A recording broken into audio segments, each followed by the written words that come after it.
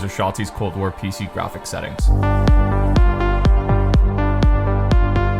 Starting off, he's using a 240Hz monitor, so he's running Cold War at the same refresh rate. You want this number to be maxed out to what your PC and monitor can handle. If you guys aren't sure what your refresh rate is on your monitor, just right click on your desktop, go into display settings, then click advanced to check it out. Next, Shotzzy has gameplay VSync disabled. If you're running a PC setup that gives you more than 60 FPS, then disable this as well. Having VSync on caps your frames to 60 in order to stabilize your gameplay if you guys are finding your FPS is fluctuating. This also applies for menu VSync as well, disable it if need be. Now for Nvidia Reflex low latency, this option doesn't show for some, it's all dependent on your setup, but if you guys have this option, be sure to enable it. Shotzzy does the same.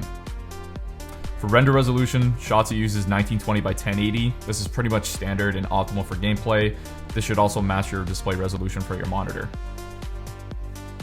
Now when it comes to aspect ratio, Shotzzy has automatic. I'd recommend the same for you guys watching. Setting this to automatic will give you the right setting depending on the monitor that you have. Now when it comes to field of view, on PC you can actually max your FOV to 120. For Shotzzy, he runs his at 100 since he's trying to be consistent from what he's been playing on console with.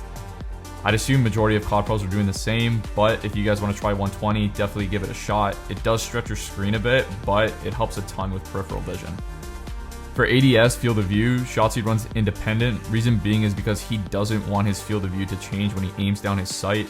It's honestly a personal preference. TLDR, if you guys want your FOV to zoom in closer when you're ADSing, use affected. If you don't, use independent.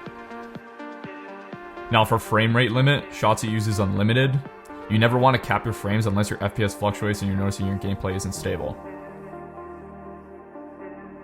Now for minimize game frame rate limit, basically when you tab out a game, you're no longer in full screen. Your game will be at 60 FPS. That's what Shotzzy uses. I recommend doing the same for those of you guys watching. This is honestly more of a setting for streamers when you guys tab out if you only have one monitor.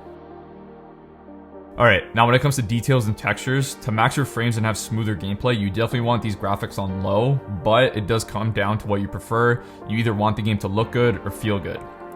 Shotzzy uses texture quality on low, model quality on low, special effects, like nades, score streaks and stuff on high, screen space, reflection disabled, object view distance, so like seeing equipment and things like that from a distance, on high.